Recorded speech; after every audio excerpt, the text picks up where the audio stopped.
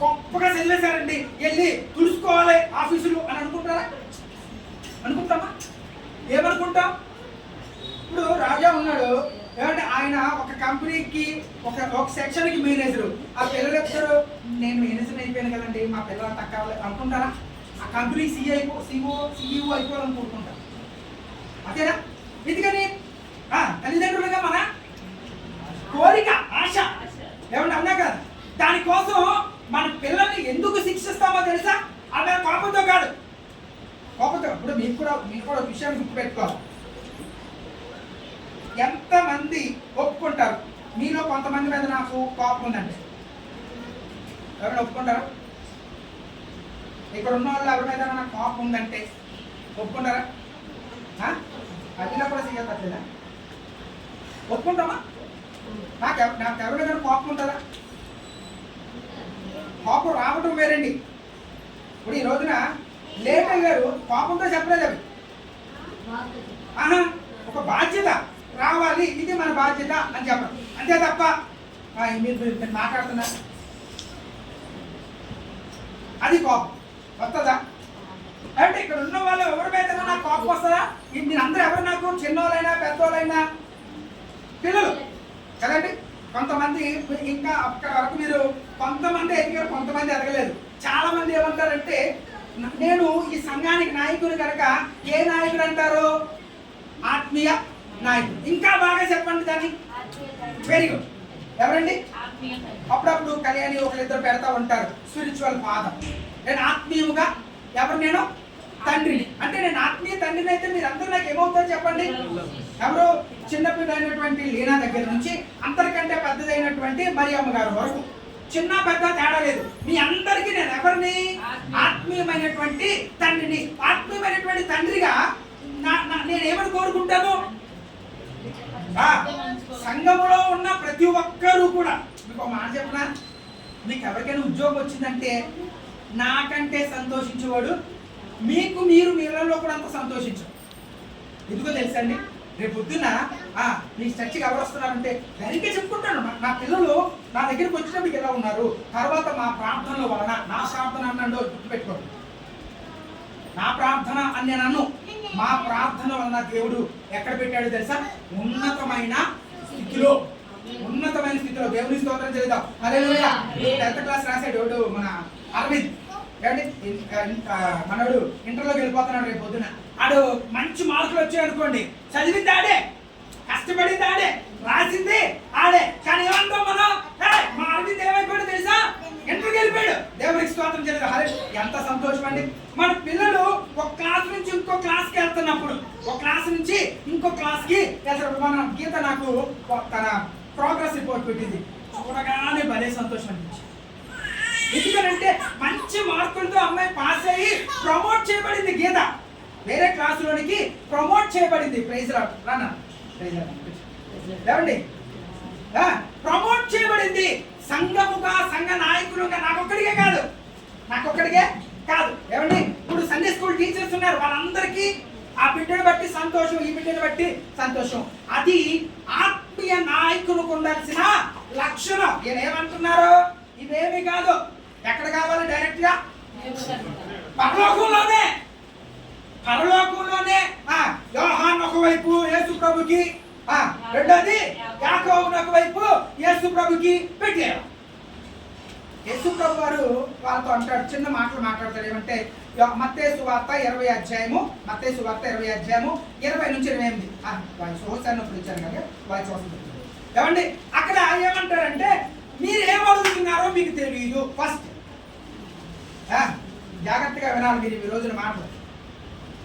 మనం ఏమడుగుతున్నామో మనకి తెలియాలి.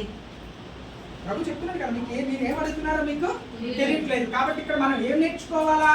మనము ప్రభు దగ్గరికి వచ్చి ఏమడుగుతున్నామో మనకి తెలియాలి.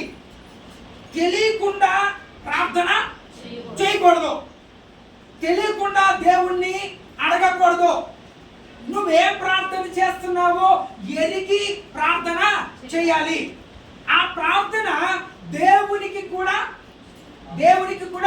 ఇష్టమవ్వాలి, ఆమోదయోగ్యం అవ్వాలి, ఇష్టం అవ్వాలి. ఇక్కడ జబదే కుమారుల తల్లి ఏమంటుంది, ఒక నటు ఒకటి అమ్మా నువ్వేమడుగుతున్నావు నీకు తెలియదు అంటూ మాట అంటాడు. నువ్వంత ఉన్నతంగా నువ్వు నన్ను అడుగుతున్నావు కదా, నేను తాగే పాత్రలో ఉంది మీరు తాగగలరా అంటే ఏమన్నారో తెలుసా, తాగగలము అన్నారు. తాగారు కూడా. ఏమండి, యేసు ప్రభుని కొరడాలతో కొట్టి తల మీద సిలువ మీద ముళ్ళగిరిడం పెట్టి ఏడు చేతుల్లో కానలో మేకలు కొట్టి సిలువ వేసి చంపేశారు. కానీ యాకోబుని ఎలా చంపారని చెప్పారు? ఏమండి, రెండు చేతులు ఇద్దరు బలమైన మనుషులు లాగి పట్టి ఒక పెద్ద ఖడ్గం తీసుకుని నడినెత్తి నుంచి అట్టుగా నిలువుగా నరికేస్తే రెండు ముక్కలు అయిపోయాడు. బైబిల్ ఉందన్నమాట. ఖడ్గముతో చంపించాడు హేరోదు అనేటువంటి. ఏమండి, అంత భయంకరం. యేసు ప్రభు పడిన కష్టం కంటే గొప్ప కష్టాన్ని యేసు ప్రభు యొక్క శిష్యులు అనుభవించారు. పేతురు తీసుకుని వెళ్ళి సిలువ వేశారు.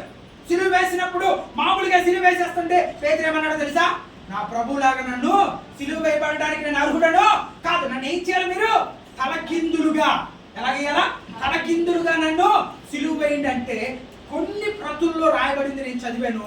ఏమండి, పేగులట గొంతులో నుంచి బయటకు వచ్చి చచ్చిపోయాడండి పేతురు. గొంతులో నుంచి పేగులు బయటకు వచ్చి చచ్చిపోయాడు పేతురు సిలువలో. అది యేసు ప్రభు యొక్క శిష్యులలో చాలా మంది శిష్యులు పడినటువంటి వేదన. అంతవరకు ఎందుకండి, భారతదేశానికి వచ్చినటువంటి తోమను మామూలుగా చెప్పారనుకుంటున్నారా? మామూలుగా చంపలే. ఏం చేశారో తెలుసా, ఒక గేదె చర్మాన్ని బాగా తడిపి, గుర్తుపెట్టుకోండి, గేదె చర్మాన్ని బాగా తడిపి మెత్తగా అయిన తర్వాత ఆ గేదె చర్మం మధ్యలో ఈ యొక్క తోమాన్ని పడుకోబెట్టి రౌండ్గా చుట్టి ఓ పక్కన పడేస్తారు. మెత్తగా ఉన్నంతసేపు బాగానే ఉంటారు. ఆ తోలు ఎండుతున్నప్పుడు ఏమవుతుందో తెలుసండి, లోపల ఎముకలన్నీ దగ్గరకు వచ్చి ముక్కలు అయిపోయి చచ్చిపోయాడండి. ఆ చనిపోయాడు తెలుసుకోవడానికి 3 కోట్లు పొడిచారట తోమాని. ఇదే మద్రాసు నగరంలో, అప్పుడు చెన్నాపట్నం అనేది. ఇదే మద్రాసులో యేసు ప్రభు శిష్యుల్లో ఒకడైనటువంటి తోమా భారతదేశంలోనే చంపబడ్డాడు.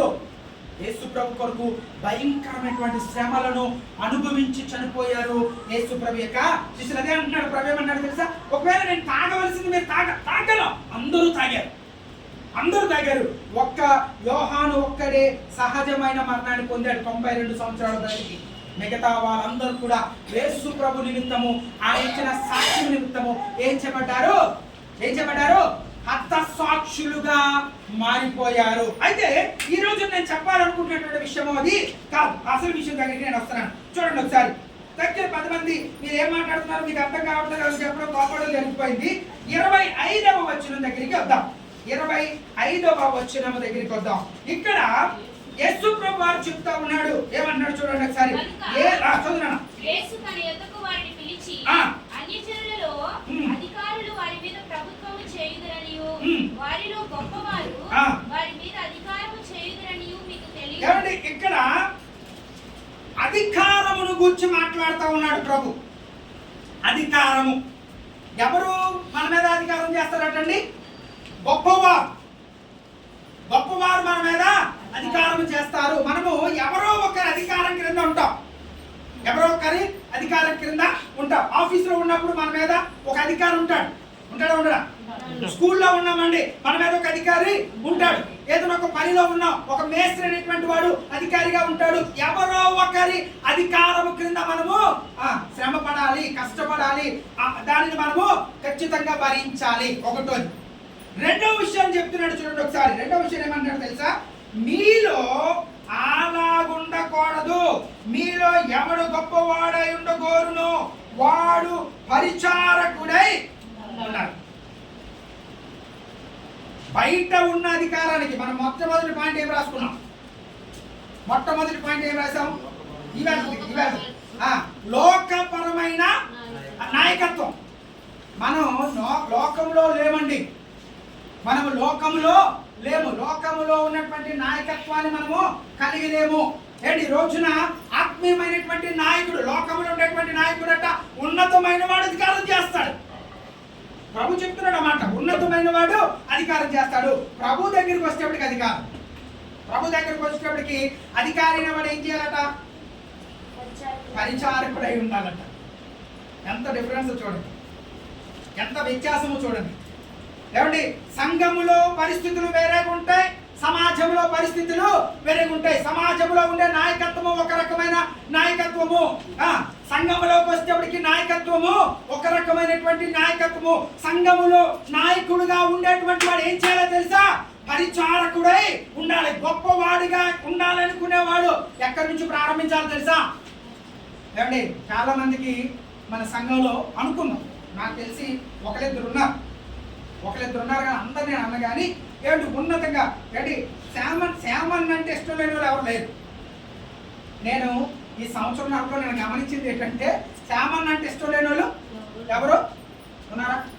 లేదు. అందరికీ ఏంటి తెలిసి ఆలోచన, అందరు ఆలోచన ఏంటి చెప్పనా? శామన్న నోట్లోంచి ఏదైనా పని మాట చెప్పాలంటే ఫస్ట్ నా పేరే రావాలి, ఫస్ట్ నా పేరే రావాలి, ఎత్తుక్కోకుండా. ఏమండి, ఎవరి పేరు రావాలా? అందరికీ. ఇంకా హోసన్నకి అంతవరకు రాలేదు, నిన్న మంత్ నుంచి వస్తున్నాడు కదా. కొన్ని రోజులు పోతే హోసన్న అదే రీతిగా రేవతి ఇలా కూడా మన దాంట్లో మొత్తం హ్యాపీగా. శ్యామన్న పేరు చెప్తే హోసన్న పేరు చెప్పాలా, శ్యామన్న పేరు చెప్తే జయరామే చెప్పాలా. ఏ పనైనా సరే మొట్టమొదటి ఎక్కడ రావాలా? నేను అలాంటి వాళ్ళందరికీ మాట చెప్తాను, గుర్తుపెట్టుకోండి. నువ్వు ఉన్నతంగా ఉండాలి అనుకుంటే, అధికారివై ఉండాలనుకుంటే, సంఘములో ఉన్నతమైన స్థితిలో నీవు ఉండాలనుకుంటే నువ్వు ఎక్కడి నుంచి పని ప్రారంభించాలా? మన మీద అధికారిగా ఉండాలనుకున్నవాడు మన తల మీద ఎక్కడానికి వీలు లేదు. ఎక్కడి నుంచి పని ప్రారంభించాలంటాడు? పరిచారకుడై ఉండాలి. రాసుకోండి. నాయకుడికి ఉండవలసిన లక్షణాల్లో మొట్టమొదటి లక్షణం ఏంటో తెలుసా? పరిచారకుడిగా ఉండాలి. పరిచారకుడిగా ఉండాలి. వాడికి ఉండాల్సిన బాధ్యతలు ఏంటో కూడా నేను లాస్ట్లో చెప్తాను. పరిచారకుడు అనేటువంటి వాడు ఇప్పుడు ఏం చేయాలా? ఉన్నతమైన, ఇప్పుడు ఇక్కడ చాలా సీట్లు ఉన్నాయి, జాగ్రత్తగా వినండి. మనం ఇలా లెసన్ చెప్తున్నాను నేను, జాగ్రత్తగా వినండి. ఇక్కడ చాలా కుర్చీలు ఉన్నాయి కదా, ఈ కుర్చీలన్నిటిలో ఉన్నతమైన కుర్చీ ఏది చెప్పండి? కుర్చీ కుర్చీ కుర్చీ నాయన, కుర్చీ అమ్మా. నేను ఎక్కడ ఉన్నా, మనుషులు కాదు, కుర్చీ. ఏ కుర్చీ? ఇది కుర్చీయే, ఆయన కూర్చున్నది కుర్చీయే, ఈయన కూర్చున్నది కుర్చీయే. కానీ ఏ కుర్చీ ఉన్నదో? ఎవరైతే నాయకుడిగా ఉండేటువంటి వాడు కూర్చున్నాడో, ఇక్కడ కూర్చోవాలి అంటే మొట్టమొదటి ఎక్కడి నుంచి చెక్కబడాలో తెలుసా? ఎక్కడి నుంచి చెక్కబడాలా? టిష్యూ తీసే దగ్గర నుంచి చెక్కబడాలి. టిష్యూ నేను చాలా ధైర్యంగా చెప్తాను, గొప్ప చెప్పుకోవట్లేదు, చాలా ధైర్యంగా చెప్తాను. నేను వినడానికి ముందు ఉంటాను. ఏమండి, గొప్ప గొప్ప మీటింగ్స్కి వెళ్తాం కదా, మేము మీటింగ్స్కి వెళ్ళినప్పుడు నేను స్పీకర్ నాకు చాలా మందికి తెలియదు. అన్ని చోట్ల మన ఫోటో లేదు కదా, అన్ని చోట్ల ఫోటో లేదు. అన్ని చోట్ల నేను షూట్లు కూడా వేసుకెళ్ళాను, మీరు గుర్తుపెట్టుకోండి. షూట్లు కూడా అన్ని, ఇంకా తప్పదు అనుకున్న కొన్నింటికి మాత్రం వేసుకుంటాను. ఏమండి, అక్కడ కుర్చీలు వేస్తాను, నేను కుర్చీలు వేస్తాను. ఒకవేళ కొంతమంది కొన్ని పల్లెటూరులో భోజనాలు అయిన తర్వాత ప్రార్థనలు పెడతారు, భోజనాలు వడ్డిస్తాను. నాకు అన్నిటికంటే ఇష్టమైన పని ఏంటో తెలుసా? కొంతమందికి తెలుసు, విస్తరాకులు తీయడం, అన్నం పెట్టడం. నిజంగా నాకు ఇంకా ఇష్టమైన పనుల్లో ఇంకో గొప్ప విషయం ఏంటో తెలుసా? నేను ఒక్కరిని నిన్న మీరందరూ వెళ్ళిపోయిన తర్వాత నేను ఒక్కరిని తెలుసుకునేది అంతా. ఎంత సంతోషంతో తెలుసుకుంటాను తెలుసా? ఈ వారం నాకు వచ్చింది అవకాశం అనుకుంటాను.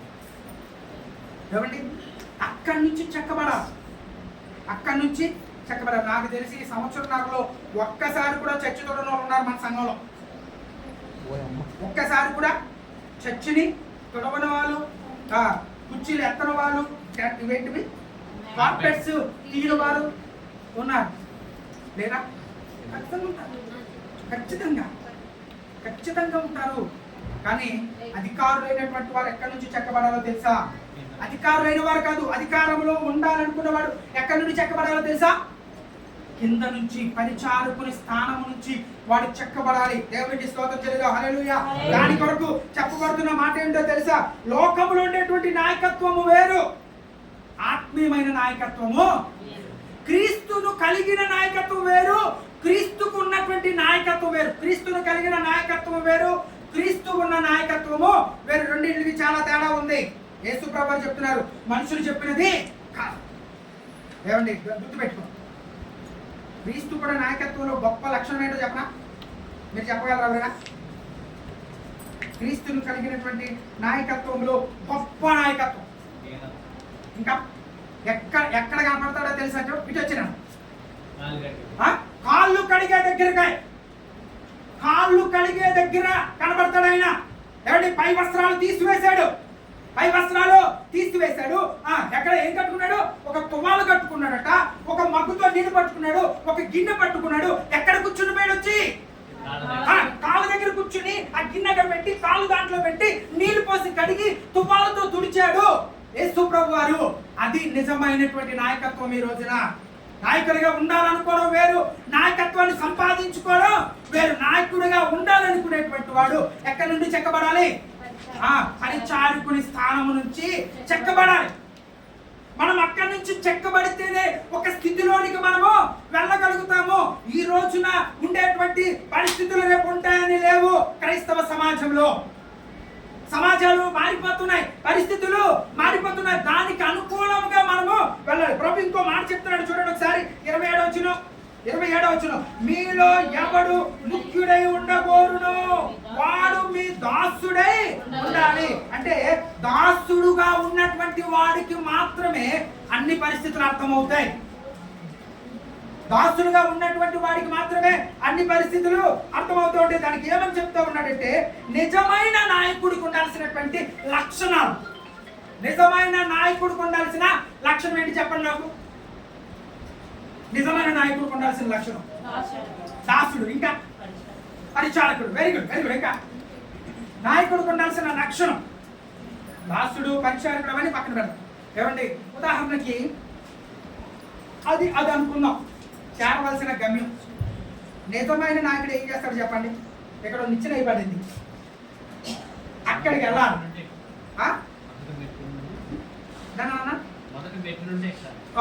మొదటి మెట్ల నుంచి ఎక్కాలి. Very good. ఇంకొంచెం మాడిఫికేషన్గా చెప్తారా? అది ఉన్నతమైన నాయకత్వం కలిగినటువంటి నివాసం. అక్కడికి ఒక నిచ్చెన వేయబడింది. నిజమైన నాయకుడు చేసే పని ఏంటి అని అడుగుతున్నాను. ముందు నిచ్చెన వేయాలి. Very good. ఇంకా వెరీ గుడ్, వెరీ గుడ్. అది నిజమైనటువంటి నాయకుడికి ఉండాల్సిన లక్షణం ఏంటో తెలుసా? వీడు గబగబ గబగబ ఎక్కడం కాదు, ఎక్కడం కాదు. ఏం చేయాలో తెలుసండి? ఆ నిచ్చెన పట్టుకోవాలి. ఆ నిచ్చెన పట్టుకోవాలి, జారిపోకుండా కాలుని అడ్డు పెట్టాలి. ఎక్కేటువంటి వాడికి తన చేతినిచ్చి పైకి ఎక్కించాలి. అది నిజమైన పైకి ఎక్కినోడు కాదు నాయకుడు. మీకు అర్థమవుతుందమ్మా? క్రైస్తవ్యము వేరు, బయట వేరు. నేను ఎందుకు చెప్తున్నాను? రెండు రకాల నాయకత్వాలు. క్రైస్తవ్యములో నాయకుడు ఉండాల్సిన విషయం ఏంటో తెలుసా? ఎక్కేటువంటి నిచ్చెన ఏదైతే ఉందో దాన్ని గట్టిగా పట్టుకోవాలి, జారిపోకుండా అడ్డు పెట్టాలి. ఎక్కేవాడికి తన చేతిని ఇచ్చి పైకి ఎక్కించాలా. ఇంకా బాగా చెప్పనా? నిజమైన నాయకుడు ఎక్కడ ఉండాలో తెలుసా? కింద లేడు అనుకోండి, ఎక్కడ ఉండాలో తెలుసా? పైన కూడా ఉండకూడదు. ఎక్కడ ఉండాలా? మధ్యలో ఉండాలి. ఎక్కడ ఉండాలా? మధ్యలో. ఎందుకు మధ్యలో ఉండాలి? జారిపోతుంటే పట్టుకుని పైకి ఎక్కించగలగాలి. కింద నుంచి వచ్చేటువంటి వాడికి తన చేతినిచ్చి పైకి ఎక్కించాలి. అది నిజమైనటువంటి నాయకత్వం. ఆ పనిని ఎవరు చేశారో తెలుసా? మొట్టమొదట ప్రభు అయినటువంటి యేసయ్య చేశాడు. దేవునికి స్తోత్రం చెల్లిద్దాం. హల్లెలూయా. మీలో ఎవడైతే ముఖ్యుడై ఉండాలనుకుంటున్నాడో, ఎవడైతే ఉన్నతంగా ఉండాలనుకుంటున్నారో, ఏమండి గుర్తుపెట్టుకోండి. ఈ రోజున నాయకత్వాలు చాలా ఉన్నాయి, వాటి కోసం మనకు అక్కర్లే. అది లోకములో ఉండేటువంటి నాయకత్వము, అది నిజమైన నాయకత్వము కాదు. అది ఎన్ని సంవత్సరాలు ఉండేది తెలుసా? మనం ఇచ్చేటువంటి నాయకత్వం. మనం ఓట్లేసో, మనం ఏదో పని చేసో వాడిని ఉన్నతమైన స్థితిలోనికి మనము ఎక్కిస్తా ఉన్నాము. అది కాదండి నిజమైన నాయకత్వము. క్రీస్తును పోలిన నిజమైన నాయకత్వం ఏంటంటే, నిచ్చెన పట్టుకోవాలి, పైకి ఎక్కేవాడిని ఎక్కనివ్వాలి, జారిపోయే వాడిని పట్టుకోవాలి, నేను మధ్యలో ఉండి అన్నిటిని పర్యవేక్షించేవాడే ఉండాలి. గుర్తుపెట్టుకో. ఏ నాయకత్వంలోకి మనం వస్తున్నాం?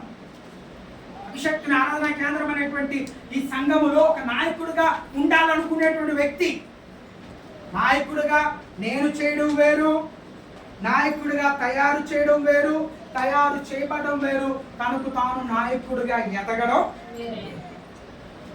మనము నాయకుడిగా ఏమవ్వాలో తెలుసా? ఎదగాలి. ఎదగాలి అంటే మళ్ళా నేను అడుగుతున్నాను, ఎక్కడి నుంచి చెక్కబడాలి? ఎక్కడి నుంచి చెక్కబడాలి?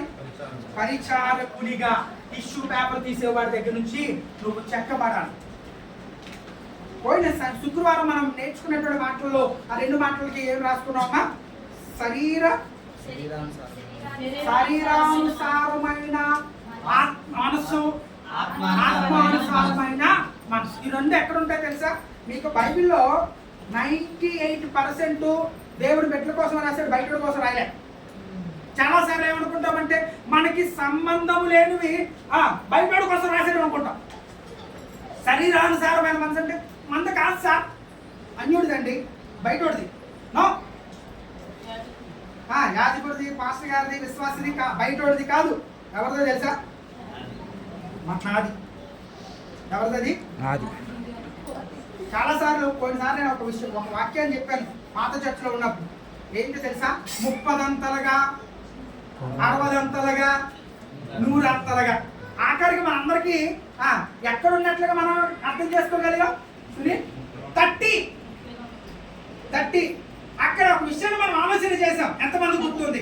రాతి నేలన పడిన విత్తనం, ముండ్ల పొదల్లో పడిన విత్తనం, త్రోవ పక్కన పడిన విత్తనం. ఈ 3 ఎవరండి? బయటున్న అసలు వాక్యానికి బయటకి సంబంధం లేదు. ఈ 3 కూడా మనమే. త్రోవ పక్కన కూర్చున్న వాళ్ళు మనలోనే ఉంటారు, రాతి నేలలో పడిన వాళ్ళు మనతోనే ఉంటారు, ముండ్ల పొదల్లో పడిన వాడు కూడా మనతోనే ఉంటాడు. 30 అంతలుగా, 60 అంతలుగా, 100 అంతలుగా ఫలించేటువంటి వాడు కూడా మనలోనే ఉంటాడు.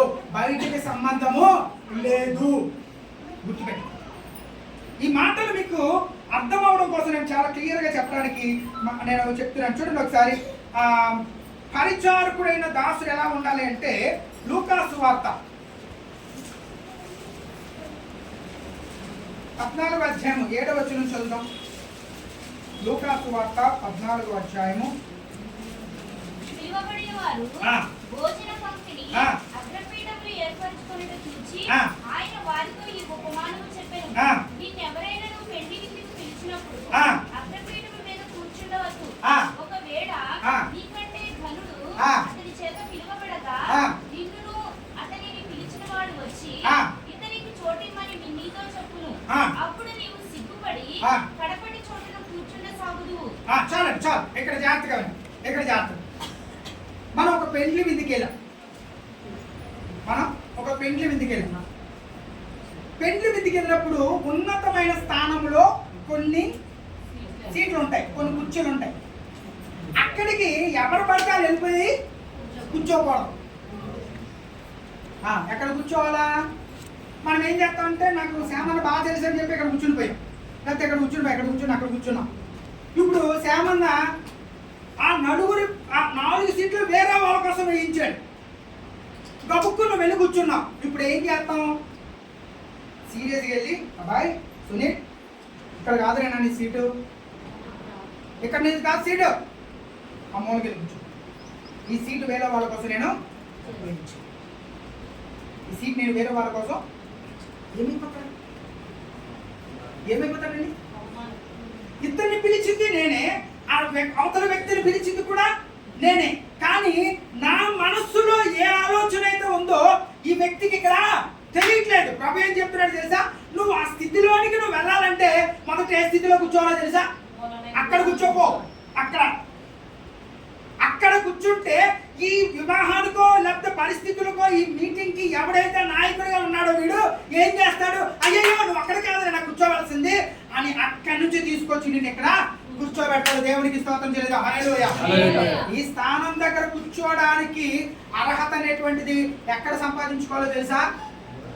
చివరిలో సంపాదించుకోవాలా. Very good. ఎక్కడ సంపాదించుకోవాలా? అక్కడ సంపాదించుకోవాలి. ఉద్దేశం అక్కడంటే అక్కడని కాదు, చివరిలో సంపాదించుకోవాలి. నీ ప్రయారిటీ ఎవరికి తెలియాలి? పిలిచిన వాడికి తెలియాలి. నేను నన్ను పిలిచేటువంటి సేవకులకు మాట చెప్తాను. తెల్లారి తీసుకెళ్ళి పైన కూర్చోబెట్టుతున్నాను. నవ్వలేము, దిగలేము, కూర్చోలేము. ఏమన్నా ఆ మీటింగ్ 4 గంటలు ఉంటుందండి. 4 గంటలు మమ్మల్ని చెప్పుల్లో అరగంట కోసం వాడతాడు కదా.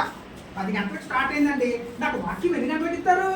1 గంట తర్వాత ఇస్తాడు. 10 గంటలకు తీసుకెళ్ళి పైన కూర్చోబెట్టేస్తుంటాడు. ఫ్యాన్ ఉండదు, ఏమి ఉండదు. భోజనాల సంగతి దగ్గర కూడా అదే. భోజనాల సంగతి దగ్గర కూడా మొన్న మేము పిలిచిన దగ్గర కుర్రోడు తీసుకొచ్చి లోపల కూర్చోబెట్టాడు. అన్నాను, అన్ని తేగలవా నువ్వు బయట నుండి? అప్పుడే ఇక్కడ కూర్చుంటాను, లేదా అందరితో పోయి బయట అన్నం వేసుకుంటాను, నాకు కావాల్సింది వేసుకుంటాను, తింటాను, వచ్చేస్తాను. ఈయన ఇక్కడ కూర్చోబెట్టదాడు, మర్చిపోతాడు. ఇంకా దరిద్రమైన చెప్పనా, చేతిలో ప్లేట్ ఉంటుంది, అన్నం ఉంటుంది, ఏమి అంటావు ఇందులో? ఉత్త అన్నమా తినలేము, కనీసం సాంబార్ అన్న తగలితే గబగబ తినేసి వెళ్ళిపోవచ్చు. అన్నం పెట్టుకుని దానితోటి ఏకరిసులతో ముందు పిచ్చి అయ్యి అసలు పనిచలేదు. మరలా నేను చెప్తున్నాను, ప్రియమైన దేవుని బిడ్డలారా, సేవకుడిగా మీతో మాట చెప్తున్నాను, నువ్వు ఉన్నతంగా ఉండాలి అనేటువంటిది దేవుని నిర్ణయం అయితే నీకెవ్వడో కూడా నేను ఆపలేడు ఆ స్థానానికి రాకుండా. ఎవరికి స్తోత్రం చేయలేదు, హల్లెలూయా. అలాగే అక్కడికి నువ్వు చేరాలంటే ప్రభు చెప్తున్న మాట ఏంటో తెలుసా? అగ్రపీఠాలను నువ్వు కోరుకోవద్దు. అగ్రపీఠాలు నిన్ను కోరుకుంటే దేవునికి స్తోత్రం చేయలేదు, హల్లెలూయా. మనం కోరుకోవద్దు, ఉన్నతమైన స్థితిని మనం కోరుకోవద్దు. దేవుడు నీకు ఎప్పుడు ఇవ్వాలో దేవునికి తెలుసు. దేవుడు ఇవ్వాలనుకున్నాడు అనుకోండి, నీ పక్కన చుట్టుపక్కల విశ్వాసాలను ఆపలేరు, పరిచారకులు ఆపలేరు, పెద్దలు ఆపలేరు, సేవకుడు కూడా ఆపలేడు. ఎవరు నిర్ణయించాడు దానిని? దేవుడు నిర్ణయించాడు. దేవుడు నిర్ణయించే వరకు ఆగుదామా? మనం వెళ్ళి కంగారు పడిపోయి కూర్చుందాం. చాలా సింపుల్ అండి. సీట్లు అన్నీ ఫుల్ అయిపోయినాయి, తమ్ముడు వచ్చాడు, గబుకుని ఒక చైర్ వేయించవచ్చు. దేవుడి ఇక్కడ ఖాళీగా ఉందని పరిగెట్టుకుని వచ్చాడా? ఎవరు పిలిచారు? మాస్టర్ గారు పిలిచి అక్కడ కూర్చోబెట్టాడు. ఇప్పుడు ఎప్పటి వరకు కూర్చోవచ్చో తెలుసా? తన చివరి వరకు కూర్చోవచ్చు. ఎవరు పిలిచారు? ఈ సభకి ఎవడైతే నాయకుడో అతడే పిలిచి అక్కడ కూర్చోబెట్టాడు. ఇప్పుడు అలా కాకుండా ఖాళీ ఉందనుకుని కూర్చొని పోయారు అనుకోండి, ఎవరు కూర్చోరు అనుకోండి. నాకు తెలిసి వంశీ గారు ఒక్కరు మాత్రమే కూర్చుంటారు, మిగతా ఎవరు కూర్చోరు. మాస్టర్ గారి సీటా, పెద్దోడి సీటా తెలీదు బాబు. ఏమండి అంటే చర్చలో కూర్చోలే నా నచ్చిరికి దేవునికి స్తోత్రం చేయదు, హల్లెలూయా. గమనించండి, చాలా విషయాలు మీకు జ్ఞాపకం చేస్తున్నాను. ఏమండి ఆ తర్వాత మనకి చాలా విషయాల్లో మనం జ్ఞాపకం చేసుకోవాల్సింది ఏంటో తెలుసండి. సేవకుడు ఏమండి, సేవకుడు అంటే ఎవరో తెలుసా? సేవకుడు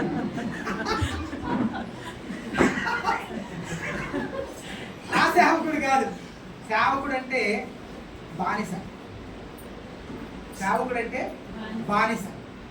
ఇంకొక గట్టి మాట చెప్పనా? సేవకుడు అంటే నేను రాసుకున్న మాటల్లో ఏమండి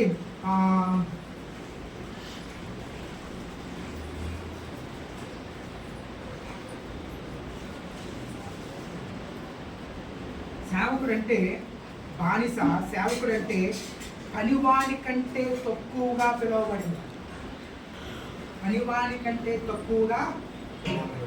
డోమిస్ అనేటువంటి మాట నుండి వచ్చింది సేవకుడు అనే మాట. దానికి అర్థం ఏంటంటే చీపెస్ట్ పర్సన్ అంటారు. చీఫ్ వేరు రెండింటికి దగ్గరగా కనపడతాయి కానీ మహారాజుకి బానిసగా ఉన్నంత తేడా రెండింటి మాటల మధ్యలో. ఏమండి నువ్వు చీప్గా ఉండాలనుకోవద్దు. ఎలా ఉండాలనుకోవాలి? చీఫ్గా ఉండాలి. అలా చీఫ్గా నువ్వు ఉండాలంటే ఇక్కడ ఎలా ఉండాలి తెలుసా? అదే నేర్చుకోవాలి.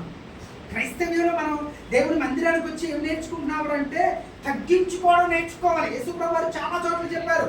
ఏమని చెప్పాడు? తన్ను తాను తగ్గించుకున్నవాడు హెచ్చింపబడతాడు. హెచ్చుగా ఉండేటువంటి వాడు ఏమైపోతాడట? తగ్గించబడతాడు. సంఘంలో మనల్ని మనం తగ్గించుకోవడానికి ప్రయత్నము చేద్దాం. ప్రభు దృష్టిలో మనం ఎలా ఉండాలండి? తగ్గించుకునేవారుగా ఉండాలి. చాలా విషయాలు నేను రాసుకున్నాను. ఏమని చెప్పుకోవాలంట? అక్కడే 17వ అధ్యాయం లూకాసు వార్త అంటాడు, నిష్ప్రయోజనమైన దాసులమట. ఎక్కడ పనిచేసినా కృతజ్ఞతను ఆశించకుండా పని చేయాలి.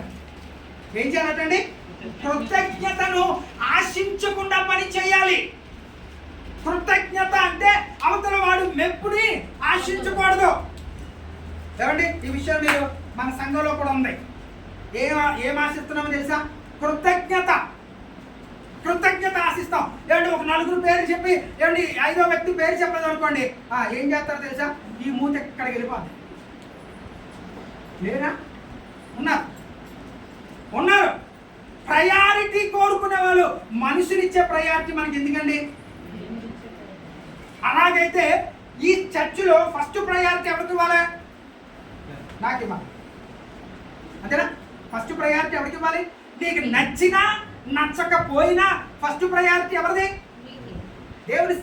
దేవుని పక్కన పెట్టాను. మనుషులుగా ఫస్ట్ ప్రయారిటీ ఎవరికి రావాలి? నాకే రావాలి. అందరూ ఇస్తున్నారా? 100% ముందు మీద చేయొచ్చు చెప్పండి అందరూ. చాలా మంది మీ ఇళ్లలో జరిగే ఏ కార్యాన్ని నాకు చెప్పట్లేదు. దానికి నాకు ఎంత బాధ ఉందో నాకు తెలుసు. నిజంగా బాధ ఉంది. కాబట్టి ఒకవేళ ప్రయారిటీ కోరుకునే వ్యక్తిని అయితే వేరే ఉంటుంది. చాలా విషయాలు నాకు తెలియట్లేదు. సంఘానికి నేనే కదా ప్రాముఖ్యమైన వ్యక్తిని. నాకు చెప్పట్లేదు. కానీ నాకు దేవుడు చెప్తాడు, ఫలానా జరుగుతుంది, ఫలానాది జరుగుతుంది. ఎంతమంది నమ్ముతారు? ఓహో వీడు చెప్తున్నాడులే దేవుడు అనుకున్నాను ఎంతమంది చేయొద్దండి. వీడు చెప్పేస్తున్నాడులే దేవుడు అనుకున్నాను ఎవరైనా ఉంటే చేయొద్దండి. లేదు అన్నికి తెలుస్తుంది అనుకున్నాను ఎవరైనా ఉంటే చేయొద్దండి.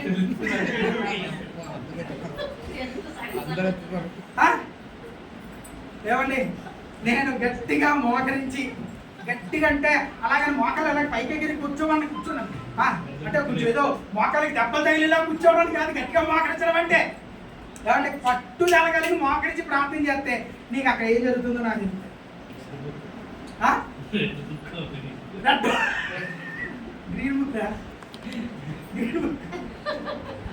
ఏమండి నిజంగా దేవునికి అసాధ్యమైన దేవుడు లేదు. నాకు తెలియజేసిన దేవుడు నీకు తెలియజేయడా? ఖచ్చితంగా తెలియజేస్తాడు. అన్ని విషయాల్లో ఒక్కొక్కసారి నేను ప్రార్థన చేస్తా ఉంటే ఒక్కోసారి నవ్వుకుంటా ఉంటాను, ఒక్కోసారి చాలా బాధ అనిపిస్తుంది. అయ్యో ఒక్క మాట నాతో చెప్తే నేను కూడా సంతోషించానుగా అని అనుకున్న వెంటనే అనుకుంటాను, సర్లే వాళ్ళకి చెప్పాలనిపించలేదు వదిలేద్దాం, సర్లే చెప్పాలనిపించలేదు వదిలేసాం అనుకోండి, మంచిదే. దానివల్ల ఏం జరుగుతుందో తెలుసా? మనసుకు ఉన్న భారం తగ్గిపోతుంది. గుర్తుపెట్టుకో. వదిలేయడం వల్ల ఏం జరుగుతుందో తెలుసామా? మనస్సులో ఉన్న భారం తగ్గిపోద్ది. అవతల వ్యక్తితో మనం ఫ్రీగా ఉండగలుగుతాం. నిజంగా ఒక ఆయన టీవీ కొన్నాడు, నాకు చెప్పలేదు. 2 సంవత్సరాల నుంచి ఆ మాట ఇస్తే ఉంటాను, టీవీ ఎప్పుడు కొన్నావురా అంటాను. నీకు దండోగా నాయన సరదా. ఏమండి ఏసీ అని ఏసీ కొనుక్కోడానికి వెళ్తానని చెప్తాడు. ఇదే ప్రార్థన చేయడానికి వెళ్ళలే కదా, అప్పుడు ఏం చేద్దాం మనం? ఏసీ కొన్నావా? వెళ్ళలేదు ముందు మాట కూడా ఎన్నాళ్ళు నువ్వు. ఏమండి నిజంగా ప్రతిదీ అలాగైతే ఏమండి ఇంపార్టెన్స్ ఎవరికి ఇస్తున్నాం మనం? ఇంపార్టెన్స్ ఎవరికి ఇస్తున్నాం గుర్తుపెట్టుకోండి. మరలా నేను చెప్తున్నాను, ఏమంటే ఉన్నతమైన స్థితిలో ఉండాలనుకునేటువంటి వాడు ఎక్కడి నుండి చెక్కబడాలో తెలుసా? సంఘంలో కింద నుండి చెక్కబడాలి. అక్కడి నుండి చెక్కబడిన వాడికి మాత్రమే ఆ మెట్లు ఎక్కుతున్నప్పుడు ప్రతి కష్టము తెలుస్తుంది. నేను ఇక్కడ నుంచి డైరెక్ట్ గింతేసినోడు కష్టం రాగానే ఒక మెట్టు దిగిపోతాడు, రెండో కష్టం రాగానే దిగిపోతాడు, జారిపోతూ ఉంటాడు. ఏ రకంగానూ కూడా పైకి ఎక్కలేడు.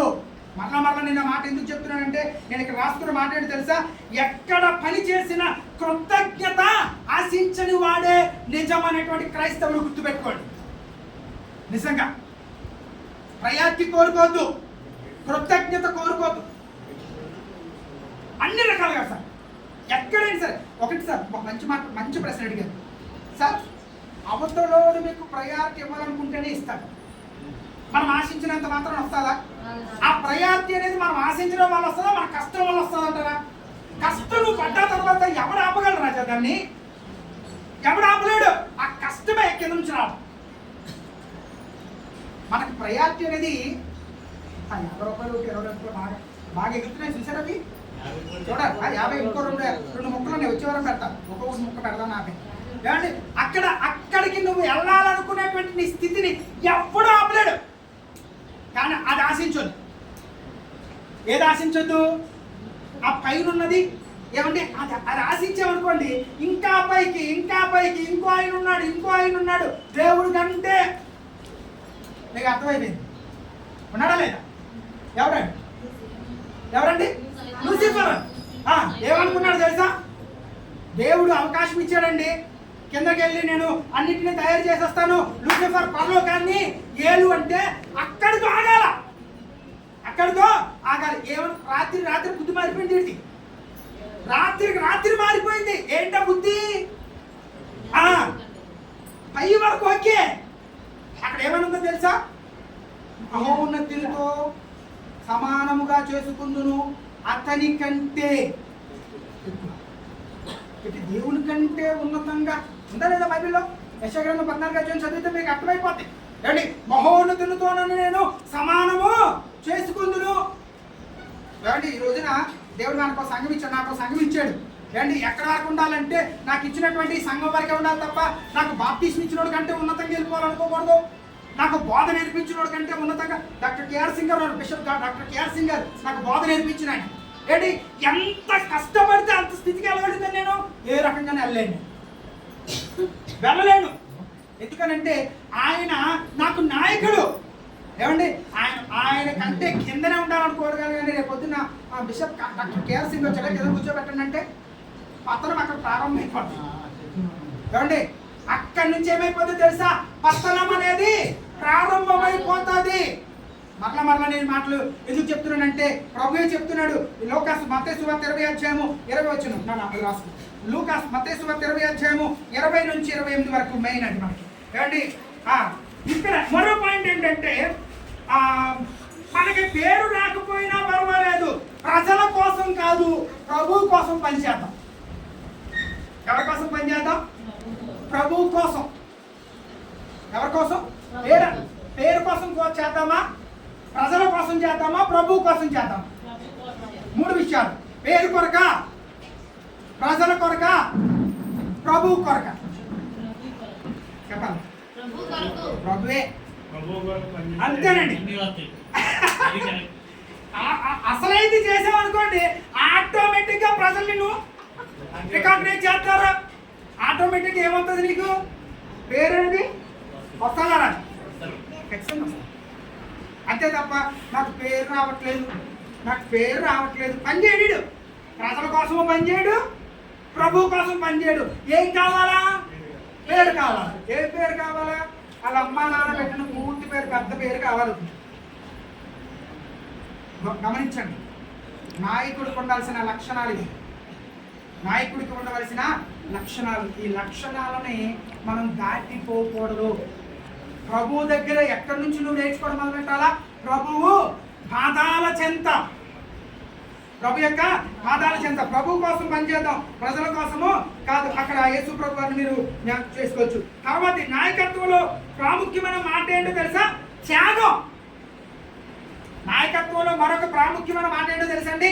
త్యాగం అండి. సాక్రిఫైస్. రైట్? దేనికోసం?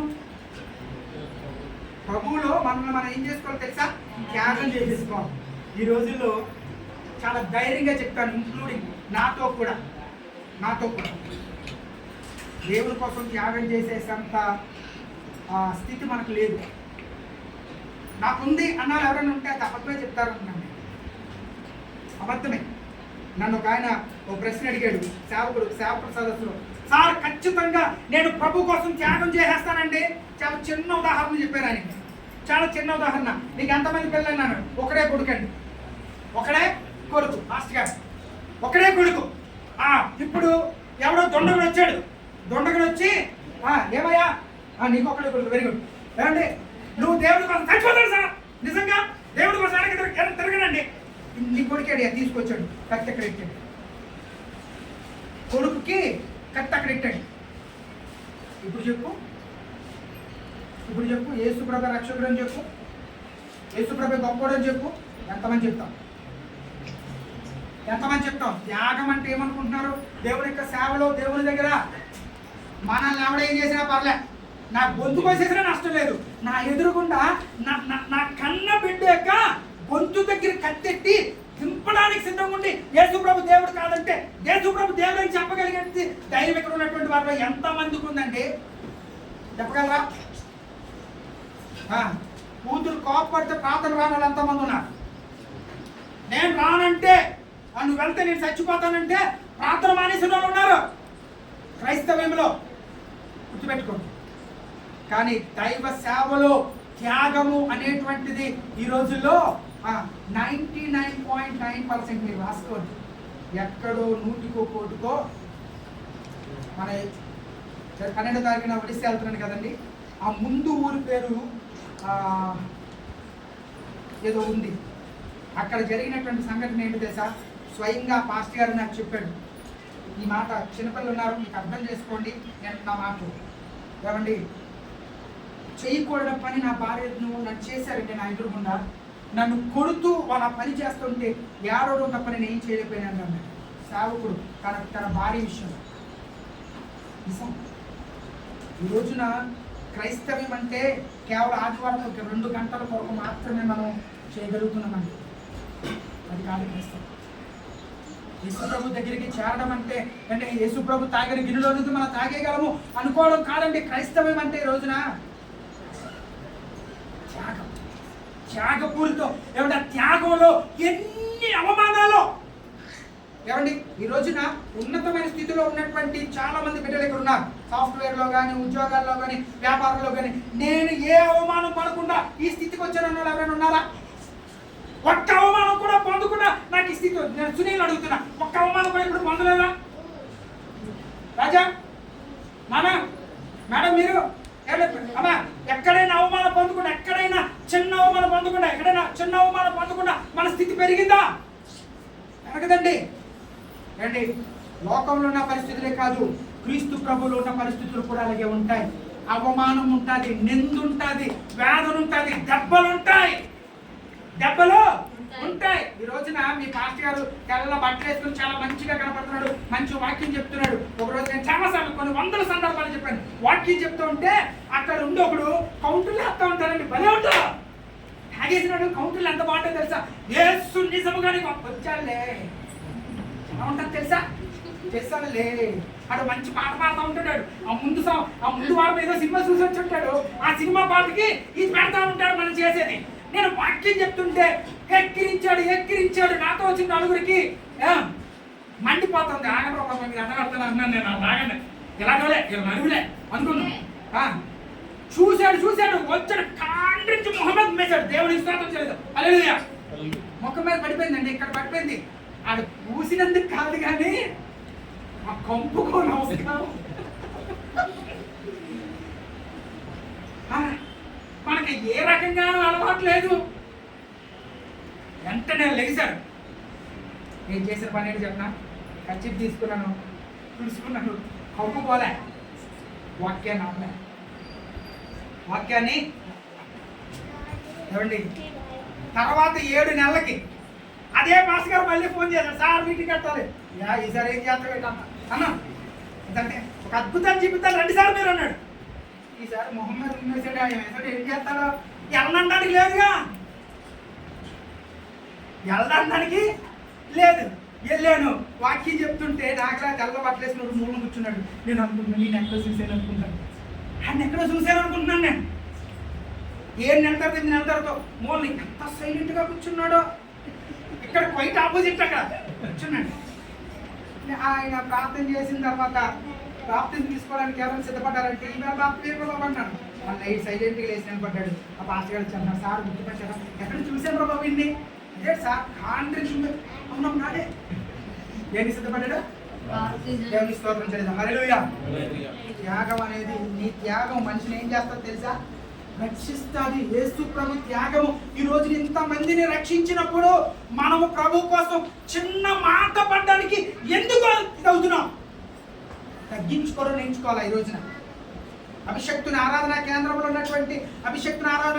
ఉన్నటువంటి సంఘ బిడ్డలమైనటువంటి మనము ఏం చేయడం నేర్చుకుందాం? తగ్గించుకోవడం. పేరు కావాలా? ఏం పర్లేదు, మీ పేరు నేను ఈ పేర్లన్నీ తీసేసి మీ పేరు రాయిస్తాను ఇక్కడ అంటే లైవ్ వెళ్తున్నప్పుడు మీకు పేరు కనపడుతుంది. సునీల్, దేవుడు రాజ్, యతిత్య, అరుణ్, జైరామ్, మీ పేరు చెప్పడం మరి బాధ నాకు అదో బాధ. ఆ హోసన్న పేరు కూడా రాద్దాం. ఏమండి జక్కర్ గారి పేరు రాసేద్దాం, లోపల ఉన్న వంశ పేరు కూడా రాసేద్దాం. ఓహో అది అదే అదే నాకు అది కావాలి. యువతలంటే మీ పేరు రాస్తానండి. ఇప్పుడు నా బాధ ఏంటంటే మీరు పేర్లు రాయించుకోవడం వరకు ఓకేనో, లేకపోతే ఆవిడంటే చాలా ఇష్టం మా అక్కగారికి, బాగా డబ్బులు ఇస్తుంది కదా అందుకే పేరు రాశారంటారు. అది కూడా బాధ. ఆవిడ ప్రతి నెల దశం తాగుతుంది కనుక పేరు రాశాడు. ఇది బాధే. ఈ బాధ ఏమి లేకుండా ఇక్కడ కూడా నా పేరు రాయించుకోవడం కారణం ఏంటో తెలుసా? ఎక్కడ చెక్కబడాలో తెలుసా? దేవుని సన్నిధిలో. పేరు కోసం కాదండి. అమ్మా మీ అందరికీ మాట్లాడుతున్నాను నేను, గుర్తుపెట్టుకోండి. నాకు సీరియస్గా సమాధానం చెప్పండి. మీరు అందరూ ఏమంటారో కూడా నేను చెప్పేస్తాను. ఇప్పుడే పరలోకంలోనే కావాల్సి అంటారు. ప్రశ్న సమాధానం. ఈ లోకంలో పేరు కావాలా, పరలోకంలో పేరు కావాలా? పరలోకంలో సార్ అనండి. కానీ మనసులో ఉన్న మాట ఎవడు చూసేచ్చాడు సార్? పరలోకంలో ఇక్కడే కావాలా? ఏమని? అడ్డేపల్లి వరలక్ష్మి నువ్వే గట్టిగా మాట్లాడు అంతే. ఏమండి, ప్రయారిటీ లోకంలో కోరుకోవద్దు. ఈ లోకంలో పేరు సంపాదించుకున్నవాడికి పరలోకంలో స్థానం లేదు. గుర్తుపెట్టి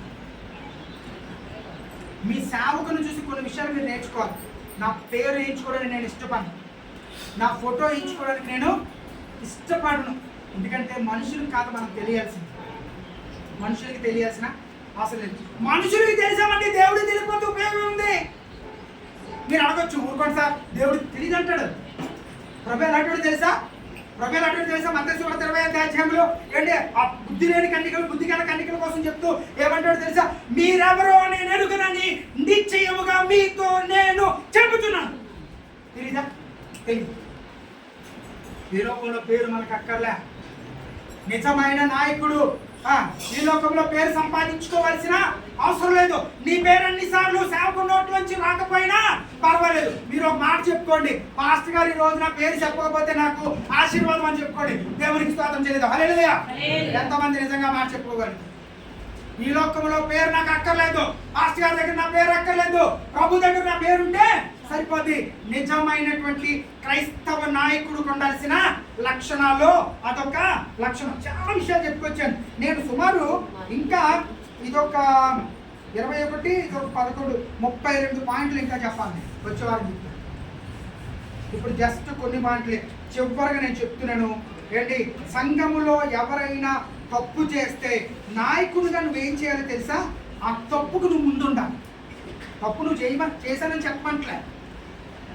నాయకుడు ఎవరైనా తప్పు చేస్తే లేదో సార్ లేచి నిలబడి ఏం చేసావు 10 వారం నువ్వు వీళ్ళందరికీ తెలియాలి అని చెప్పేకూడదు. అదిగా ఏమండి, నాయకుడికి ఉండాల్సిన లక్షణం ఏంటో తెలుసా? నలుగురితో నన్ను చెప్తున్నాను ముఖ్యంగా ఎంత నా తర్వాత వస్తా. నలుగురు సైలెంట్. ఏమండి, గొంతుకు కింద ఉండాలా? ఆ మాట గొంతుకి కింద అక్కడ ఉంటే నీ నిర్దోషత్వాన్ని బట్టి అవతలని క్షమిస్తానంట. దేవుని స్తోత్రం చేద్దాం. హల్లెలూయా. ఒకసారి తప్పు చేసింది నేను.